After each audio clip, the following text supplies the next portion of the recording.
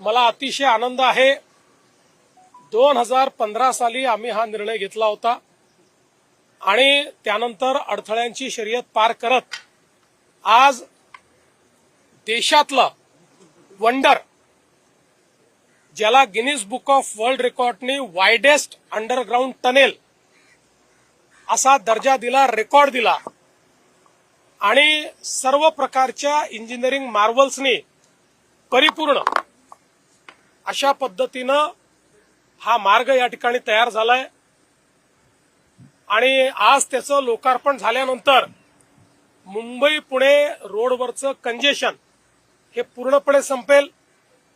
अर्ध्या तासाने अंतर कमी होईल, 10 किलोमीटरने अंतर कमी होईल आणि आपला जो मुंबई पुणे क्वांटम कॉरिडॉर आहे, टेक्नॉलॉजी कॉरिडॉर आहे, हा कॉरिडॉर करण्याकरता त्याचा एक मोठा फायदा होणार आहे।